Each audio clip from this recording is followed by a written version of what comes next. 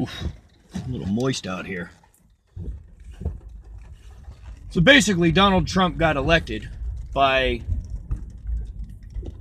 entertaining people. That's what he does.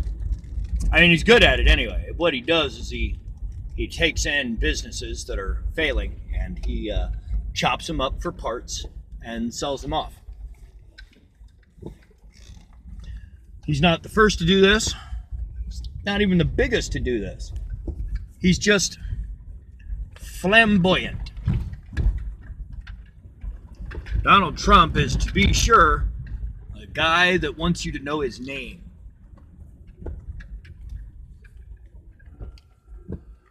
So roughly a quarter of our population is aggressive and more than a little bit racist.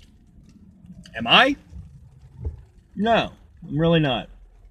I think, frankly, all the discussion about race is, frankly, from insecure people. It's an appeal to our tribalism, every aspect of racism. It's an appeal to our overwhelming need to have the same things that we are. And that's not me trying to downplay it like, oh, all humans are racist. Except that we kind of are. All of us. We're becoming a little less susceptible to tribalism as it goes on, but it's a learned response. It's been ingrained in us for so fucking long, for so many thousands of years, that just making it disappear is not really going to be a thing. You're not going to just wake up one day and suddenly the people who hated black people yesterday now aren't that upset about it. No, they're still going to be racist dicks. That's how it works. But racism is a taught thing. Tribalism is not. Tribalism goes back to basically your tribe, your closest people to you. Your tribe when you start out as your mother and father. And you bond to them as a matter of safety, genetically and biologically speaking. Tribalism helps us early on in our life. It really does not do us any good once you get older and start to make judgments against other people.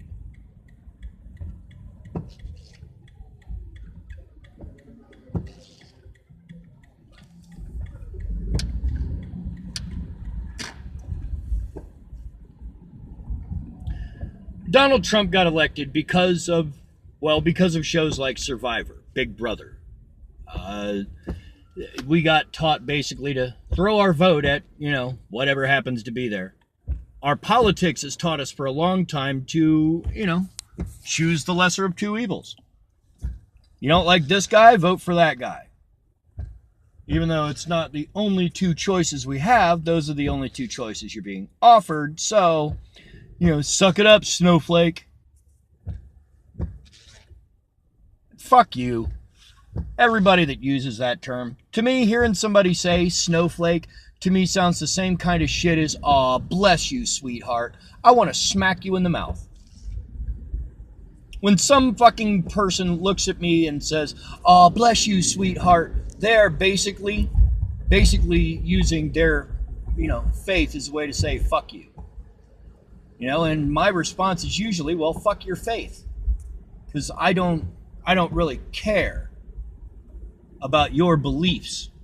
I don't give a shit about what you believe in. What I give a shit about is how it affects all of us. You believe in God? That's cool. Try not to force it down my throat. And before anybody says, oh, you're forcing your atheism, no, sorry. That's not how it works. You believe in a God, and that's fine. But you don't get to force me to follow the rules of your God. Now by the opposite view, what you're saying is that I don't get to force you to not follow the rules of my non-existent, non-worshipped God. Which I'm sure you can hear how stupid that kind of sounds, right? I don't believe in any of the Hebrew mythology. So I'm not with any of you Catholics or Christians or Jews or Muslims. I find the idea of following the Jewish mythology to be humorous. You can pick up any book off the shelf and run with it at that point. Go pick up Stranger in a Strange Land by Robert Heinlein. There are a lot of people that consider that to be almost as good as a Bible.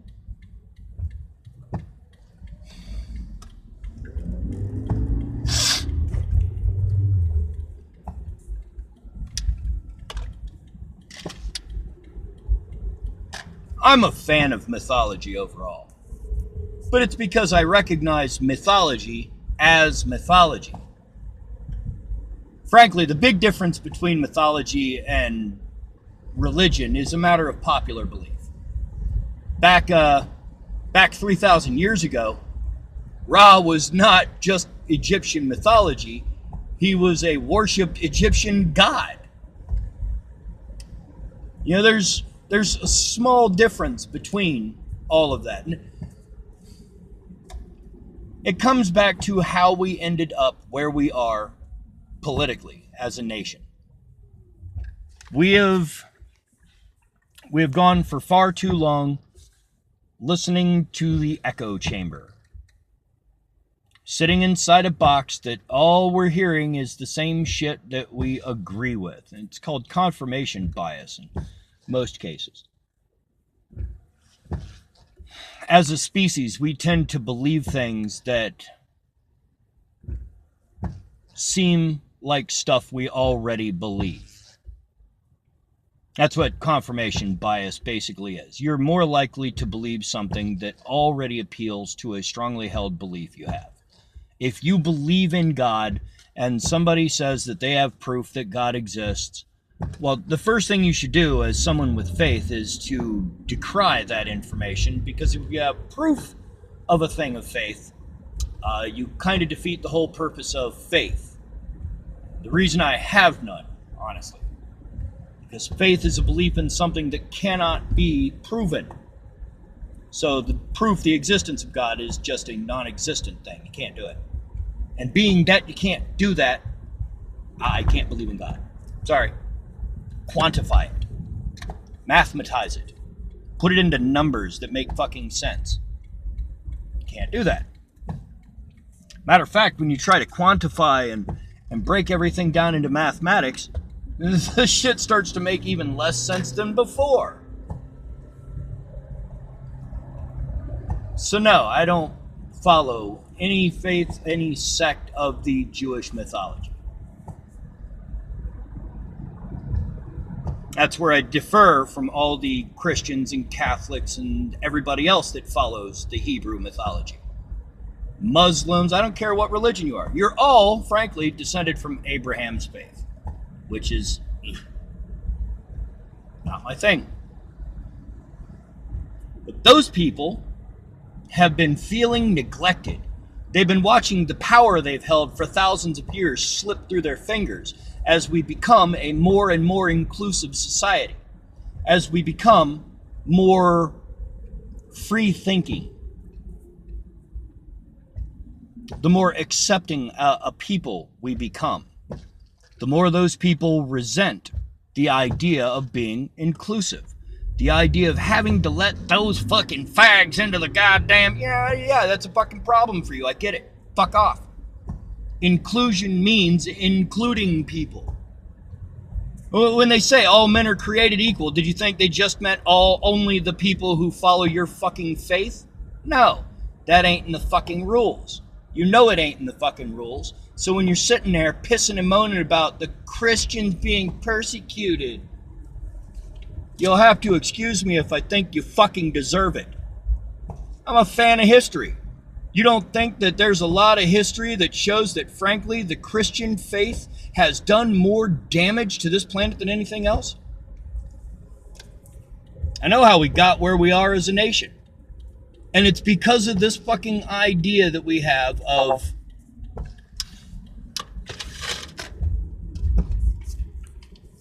the people that voted for Trump have any real viable opinion. It's the idea that what those people have to fucking say means a goddamn thing. Just like everybody else. Your opinion doesn't matter any more than mine does, any more than anyone else's. Your opinions are all shit.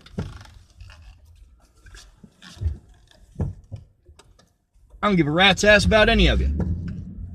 You all can kiss my ass. In the sense that, yeah, I'm not going to change my opinion just because it hurts your feelings. It's not the way this works. You want to change my opinion? You're going to have to use facts. Because that's the only thing that works on me. Facts. Information. Truth. And not the truth as you know it.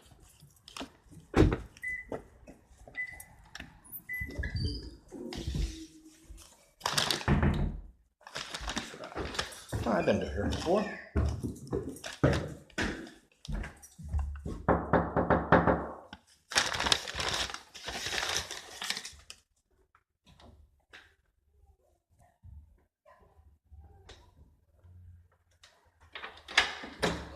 Hey, hi. That's you. Thank you so much. You have a great night. You too.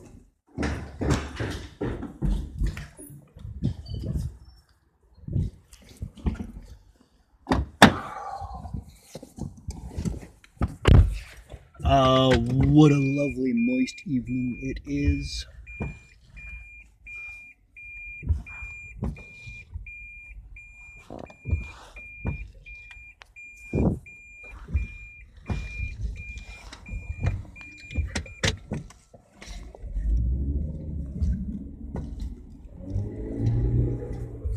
But we got to the situation we're in as a nation because we've developed this idea that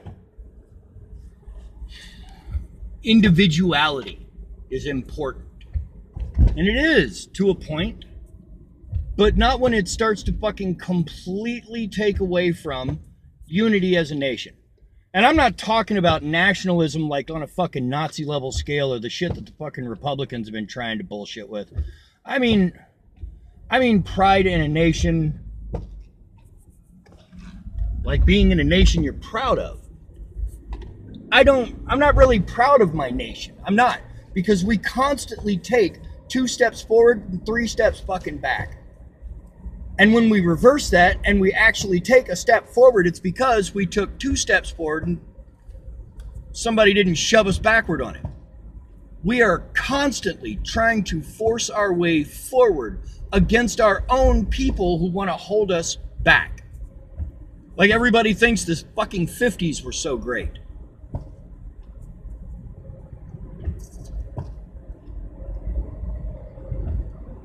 We got here as a nation because we stopped giving a shit about what other people thought. Not just what other people thought in the sense that like other nations, but I mean in the sense that we stopped giving a shit what other people thought our fucking neighbors right next door, 100 feet away from us. We stopped giving a shit if the things we say might be creating problems for our children and our children's friends. Because, you know, fuck them. It's why we have a problem with universal health care in this country. The easiest way to have universal health care would be to have, frankly, the government pay for it. But you suggest that and everybody's all up in arms like, oh, the government doesn't need any more intrusion into my... The government is not intruding into your fucking life most of the time.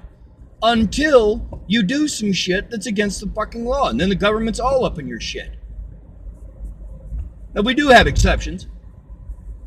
The Republicans, you know, love that guy, George Bush, basically tried to institute 1984 as legislation. And frankly, Barack Obama didn't do anything about dismantling that fucking thing. You know, big fail there, Barry. I don't expect any of our politicians to follow through on the fucking promises they make during their campaign. Because most of them do not. Most of them make promises that get them elected. And then they kind of slowly back out of most of those promises.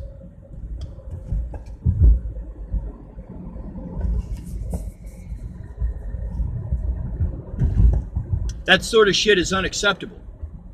I don't care if everybody fucking does it. You know, if everybody goes out and throws fucking gasoline on the fire, should you too? Fuck no. Gasoline is explosive, and it will somebody is eventually going to get hurt doing this. Just because nobody has gotten hurt yet doesn't mean that it's not there as a probability that it's going to happen. Somebody's going to do something stupid, and it's going to ruin it for everybody. So saying shit like, oh, all politicians lie, and you're okay with that? That's my fucking problem. We're a fucking nation of people who are just, okay, who gives a fuck? Is it causing me any immediate discomfort? Am I fucked up about it? Is there something affecting me directly? No? Then fuck them. And it's not just us as Americans, it's us as a species. This is how the Nazis took over. Remember that whole line people use about when they came for the Jews, I didn't say anything because I wasn't Jewish. And when they came for the gays, I didn't say anything. And finally, when they came for me, there was no one to speak on my behalf. Well, here's the problem. I'm a fucking advocate for everybody's freedom. But I am by no means, I'm not your spokesman. Because I'm kind of a dick. But I'm a socialist dick. Not in the sense of socialism like, you know, Karl Marx, but social in the sense that we should have programs that benefit society as a whole. So a societyist, I guess.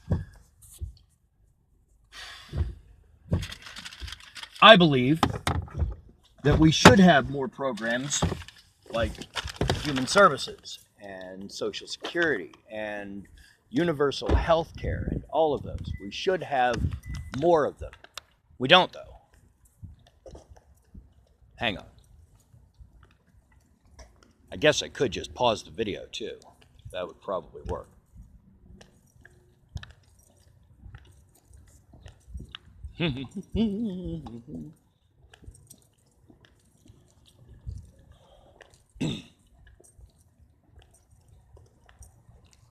Hi, this is Michael from Apollo's. Walking up to your downstairs door now. All right,